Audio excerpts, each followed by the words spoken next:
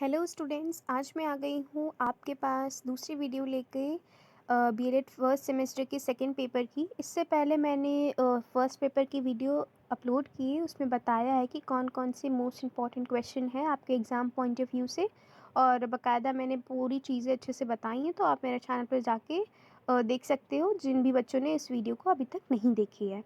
तो आइए, अब जब हम बीएड सेकेंड पेपर की बात कर लें, एजुकेशन इन कंटेम्प्रेरी इंडिया, तो इसमें भी सेम पैटर्न रहेगा। आपको 10 क्वेश्चन दिए जाएंगे, 5 क्वेश्चन आपको अटैम्प्ट करने होंगे। 80 मार्क्स का पेपर होगा, 16 मार्क्स के ईच क्वेश्चन आपको क्वेश्चन पेपर में दिया जाएगा। तो सबसे पहला अगर हम क्वेश्चन की बात करें, describe the characteristics of ancient Indian वैदिक एजुकेशन। तो हमें सबसे पहले प्राचीन भारतीय वैदिक शिक्षा की विशेषताएं का वर्णन कीजिए। सबसे पहले हमें इंडियन वेदास के बारे में बताना होगा कि एंशिएंट पीरियड में हमारे स्टूडेंट्स को एजुकेशन कैसे क्या दी जाती थी। फिर उसके बाद में आप थोड़ा सा एक्सप्लेन कर देना उसके क्या क्या नेचर थे, उनके नेचर के आप फ्लो चार्ट वगैरह भी बना देना। उसके बाद में आप इंडियन जो कल्चर था उसके बारे में थोड़ा सा एक्सप्लेन कर दीजिएगा। फिर आप कैरेक्टरिस्टिक्स भी बता दीजिएगा कि वैदिक के एजुकेशन के क्या क्या कैरेक्टरिस्टिक्स थे।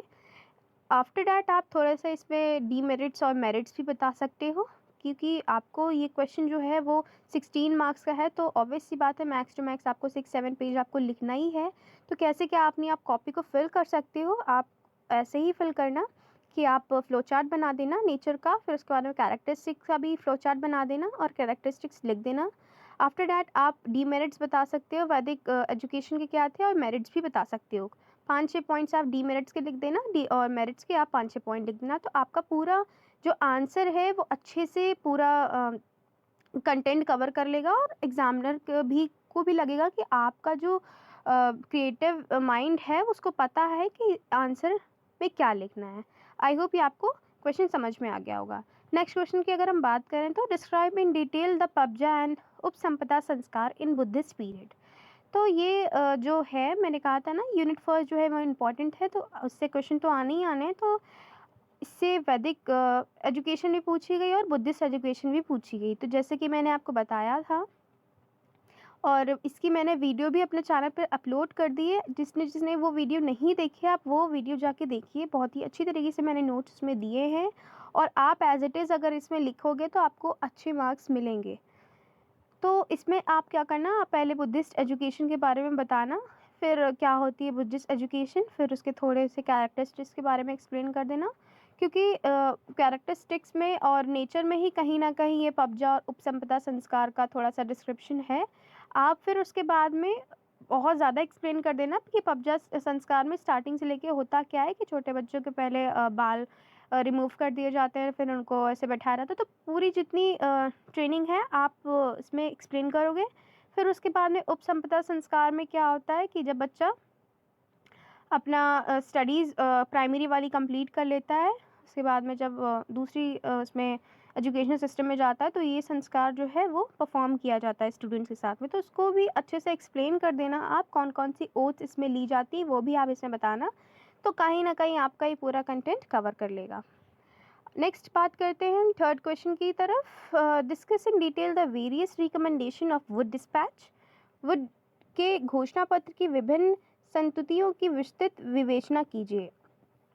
तो आपको इसमें वुड डिस्पैच के बारे में बताना है कि उनकी क्या क्या रिकमेंडेशन थी। ये यूनिट सेकेंड के ये प्री इंडिपेंडेंस का जो एजुकेशन के बारे में था उसके बारे में है कि वुड डिस्पैच ने क्या मतलब सजेशंस दिए थे। पहले आप एक पेज में आप पूरा वुड डिस्पैच के बारे में बताओगे कि उस टाइम पे वो क्या थे और किस टाइम पे वो उनका आना हुआ, क्या टाइम पीरियड था उनका, वो आप अच्छे से बताओगे। उसके बाद में आप उनका रिकमेंडेशन बताओगे कि उनकी क्या रिकमेंडेशन थी एजुकेशन सिस्टम के लिए, उन्होंने क्या क्या चीज़ें कही थी, आप वो पूरी चीज़ बताएंगे। आफ्टर डैट आप डीमेरिट और मेरिट भी बताएंगे कि उनके रिकमेंडेशन देने से कौन कौन से फ़ायदे हुए हैं और कौन कौन से फ़ायदे नहीं हुए हैं। तो आप मैक्स टू मैक्स इसको 5 पेज में भी आप लिख दोगे, तभी आपका जो मार्क्स है वो बहुत अच्छे मिलेंगे। फोर्थ क्वेश्चन की अगर मैं बात करूँ, describe the basic education of Mahatma Gandhi.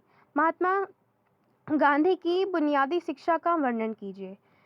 तो जैसा कि आप लोगों ने फर्स्ट पेपर में पढ़ाई है कि एजुकेशन क्या होती है और according to different educationalist education की क्या-क्या मीनिंग होती है, तो आपको कहीं न कहीं ये चीज़ें पता होंगी कि एजुकेशन क्या होती है। तो इसमें आप क्या करना, आप इसको पहले अच्छे से एक्सप्लेन करना कि एजुकेशन क्या होती है। और क्योंकि इसमें वर्धा स्कीम है, तो वर्धा स्कीम कहीं न कहीं महात्मा गांधी जी से रिलेटेड है। इस वजह से इस क्वेश्चन को इसमें पूछा गया है। तो कहीं न कहीं आप इसको पहले आप एजुकेशन एक्सप्लेन करना, फिर उसके बाद में आप इसको कनेक्ट कर देना महात्मा गांधी के थॉट से। फिर आप उसमें एक्सप्लेन कर देना कि बेसिक एजुकेशन क्या थी, उन्होंने क्या चीज़ कही थी। तो ये सारी चीज़ आप इसमें बता सकते हो और मैक्स टू मैक्स आप इसमें भी 5 पेज लिख सकते हो। फिर अगर हम बात करें discuss the silent recommendation of Radha Krishnan commission. तो ये जो क्वेश्चन है वो यूनिट 3 का है। पोस्ट इंडिपेंडेंस के बाद में एजुकेशन सिस्टम हमारा कैसा था, तो इसके बारे में मैंने नोट्स ही बहुत ही अच्छी तरीके से दिए हैं अपने चैनल पर। प्रॉपर उसमें कैसे क्या नेचर उसका है, कैसे क्या कैरेक्टरिस्टिक्स हैं, डिसएडवांटेज एडवांटेजेस, बहुत ही अच्छी तरीके से नोट्स मैंने प्रोवाइड करे हैं। तो प्लीज़ मेरे चैनल पर विजिट करके आप देख सकते हो। तो इसमें हम सबसे पहले लिखेंगे कि राधा कृष्ण कौन थे, कैसे क्या उनका सजेशन था। तो ये सारा जो चीज़ है वो एक पेज में हम एक्सप्लेन कर देंगे। आफ्टर डैट इसके हम साइलेंट फीचर को एक्सप्लेन करेंगे कि उनके कौन कौन से साइलेंट फीचर थे। फिर उसके बाद में हम रिकमेंडेशन को भी एक्सप्लेन करेंगे कि वो क्या चाहते थे और वो प्राइमरी लेवल पे क्या चाहते थे, सेकेंडरी एजुकेशन में क्या चाहते थे और हायर एजुकेशन में क्या चाहते थे। ये सारी चीज़ें भी एक्सप्लेन करेंगे। आफ्टर डैट आप मेरिट्स और डिमेरिट्स भी इनके बता सकते हैं। मेरिट्स और डिमेरिट कोशिश ये करिएगा कि सारे उसमें लिखिएगा, ताकि आपका आंसर जो है वो थोड़ा लॉन्ग वे में जाए और एग्जामिनर को भी लगे कि आपको सारी चीज़ें पता हैं। आई होप ये आपको समझ में आ गया होगा। नेक्स्ट क्वेश्चन की अगर मैं बात करूं, describe in detail the academic structure of school education as per national education policy 2020। ये क्वेश्चन नेशनल एनसीएफ से जो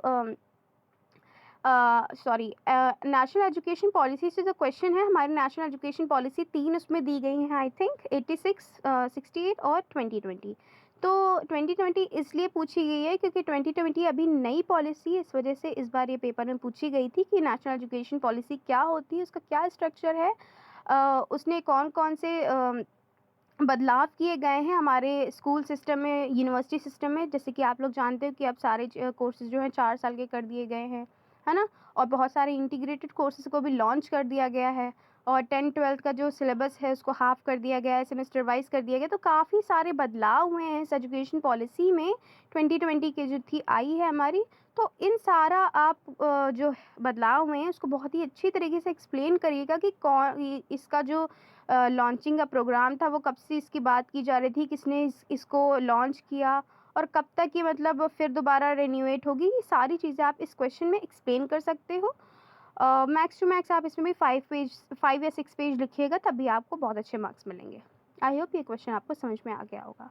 नेक्स्ट क्वेश्चन की अगर मैं बात करूँ, discuss the contribution of the secondary education commission in present education system. वर्तमान शिक्षा प्रणाली में माध्यमिक शिक्षा आयोग के योगदान की विवेचना कीजिए। तो मैंने बताया कि सेकेंडरी एजुकेशन, तो ये क्वेश्चन में यूनिट 3 से है, सेकेंडरी एजुकेशन कमीशन, जिसका दूसरा नाम है मुदलियार कमीशन। तो मुदलियार कमीशन कहीं ना कहीं बहुत ही इफ़ेक्टिव साबित हुआ था, जिसकी कहीं ना कहीं रिकमेंडेशन हम प्रेजेंट टाइम पे भी यूज़ करते हैं अपने एजुकेशन सिस्टम में, क्योंकि एक यही कमीशन जो था जिसने प्राइमरी लेवल पे, सेकेंडरी लेवल पे और यूनिवर्सिटी लेवल पे काफ़ी अच्छी रिकमेंडेशन दी थी, जो कि आज तक हम लोग फॉलो करते आए हैं। तो सबसे पहले आपको सेकेंडरी एजुकेशन क्या होता है, आप पहले एक पेज में इसको एक्सप्लेन करोगे, फिर उसके बाद में इसके भी साइलेंट फीचर आप लिखोगे, इसका फ्लो चार्ट आप बना देना। आफ्टर डैट आप कैरेक्टरिस्टिक्स इसमें एक्सप्लेन कर देना, इसके फिर मेरिट्स लिखना। फिर उसके बाद में हम इसका देखेंगे कि एजुकेशन सिस्टम में करंट जो सिनेरियो चल रहा है वो इससे हमें कौन कौन सी हेल्प मिली थी। तो मेनली आपको एक्सप्लेन करना है सेकेंडरी एजुकेशन कमीशन को, फिर थोड़ा सा आप एक्सप्लेन कर दोगे कि प्रेजेंट टाइम में इसकी क्या मतलब रोल रहा है। तो कहीं ना कहीं आपका एक क्वेश्चन अच्छा तैयार हो जाएगा। तो नेक्स्ट क्वेश्चन की अगर हम बात करूँ, तो describe the characteristics of national knowledge commission. इसमें आपको कैरेक्टरिस्टिक्स बताने हैं नेशनल नॉलेज कमीशन के। तो सबसे पहले आप क्या करना कि नेशनल नॉलेज कमीशन को आप अच्छे से एक्सप्लेन करना कि क्या होता है। फिर उसके बाद में आप कैरेक्टरिस्टिक्स बताना, कैरेक्टरिस्टिक्स का फ्लो चार्ट बना लेना 1 वर्ड में। फिर या तो एक काम करना, सारे कैरेक्टरिस्टिक्स को एक्सप्लेन कर देना, या तो अगर आपको कुछ ही कैरेक्टरिस्टिक्स आते हैं तो आप लिख सारे देना, बट एक्सप्लेन कुछ कैरेक्टरिस्टिक्स को कर देना। फिर उसके आप मेरिट्स और डिमेरिट्स बता देना, आपका क्वेश्चन कंप्लीट हो जाएगा। 9th क्वेश्चन की अगर मैं बात करूं, what is the constitutional provision for education SC ST minorities in present scenario. जो जैसा कि आप लोगों ने बेसिक एजुकेशन में पढ़ा था कि कौन कौन से आर्टिकल्स जो हैं वो बनाए गए हैं एजुकेशन सिस्टम के लिए, एससी एसटी माइनॉरिटीज़ के लिए। आर्टिकल 30, 31 और बहुत सारे आर्टिकल जो हैं वो माइनॉरिटीज़ और एससी एसटी लोगों के लिए बनाए गए हैं। तो आप पहले बताओगे कि कॉन्स्टिट्यूशनल प्रोविज़न क्या होता है एजुकेशन सिस्टम में, फिर उसके बाद में आप कॉन्स्टिट्यूशनल प्रोविज़न के बारे में बताओगे, फिर उनके अंडर में जो बहुत सारे आर्टिकल्स दिए गए हैं उनको आप अच्छे से एक्सप्लेन कर दोगे, ठीक है। क्योंकि ये क्वेश्चन कहीं ना कहीं बेसिक एजुकेशन से मिलता जुलता है, तो कहीं ना कहीं आप लोग को इस बारे में नॉलेज ज़रूर होगी। तो आई होप आप मेरी बात को समझ पा रहे हैं। नेक्स्ट क्वेश्चन की अगर मैं बात करूं, what is the utility of Navodaya Vidyalaya in Indian education system. ये यूनिट 4 का क्वेश्चन है, जिसमें नवोदय विद्यालय वगैरह, केंद्रीय विद्यालय वगैरह मतलब बोला गया है। तो यूनिट 4 से जो है वो शॉर्ट नोट में क्वेश्चन ज़्यादातर आते हैं, क्योंकि रमसा हो गया, RMSA, उसका फुल फॉर्म, ये सारे जो हैं वो शॉर्ट नोट में आते हैं। आपको 2-3 दे दिया, आपको बोल दिया गया डिस्क्राइब दीज नोट्स, आपको बताना पड़ेगा। तो कहीं ना कहीं यूनिट 4 से एक क्वेश्चन आ ज़रूर जाता है। तो आज इस बार जो है वो नवोदय विद्यालय से आया था, मतलब मैं ये पिछली बार की बात कर रही हूँ, इस बार का मुझे नहीं पता, बट होपफुली ऐसे ही आएगा, या तो शॉर्ट नोट्स में आ जाएगा या तो आपको पूरा पूरा क्वेश्चन पूछ लिया जाएगा। तो आप नवोदय विद्यालय के बारे में बताओगे, फिर उसके बाद में उसके क्या क्या कैरेक्टरिस्टिक्स हैं, उसकी क्या क्या प्रोसीजर है वहाँ पे एंट्री लेने की, और क्या क्या उसकी डेडलाइंस है, गाइडलाइंस है, आपको सारी चीज़ें इसमें बतानी होंगी। और प्रेजेंट टाइम पे हमारा नवोदय विद्यालय कैसे क्या काम कर रहा है, आपको ये सारी चीज़ उसमें एक्सप्लेन करनी होगी। और इसके क्या क्या बेनिफिट्स हैं और क्या क्या डीमेरिट्स हैं, आप ये सारी चीज़ें भी बता सकते हो, जिससे कि आपका जो आंसर है वो लॉन्ग वे में पूरा कंप्लीट हो जाए। और मैक्स टू मैक्स आप 5-6 पेज लिख सकते हो, अगर मिनिमम आप 4 या 5 पेज भी लिख दोगे तब भी आपको इसमें अच्छे मार्क्स मिल जाएंगे। क्योंकि इस क्वेश्चन में बहुत ज़्यादा लिखने को नहीं है, तो इस वजह से बच्चे बहुत परेशानी होती है। तो आप उसमें से 4-5 पेज भी लिखोगे तब भी आपको अच्छा मार्क्स मिलेगा। कंटेंट आपको अच्छा रखना है। वीडियो अच्छी लगे तो लाइक कमेंट शेयर ज़रूर करिएगा, और आपको किसी भी चीज़ के बारे में पूछना है तो आप मुझे कमेंट सेक्शन में कमेंट करके बता सकते हैं। तब तक के लिए ये वीडियो आप अपने दोस्तों के साथ से शेयर करिए और कमेंट करिए। Thanks for the watching this video.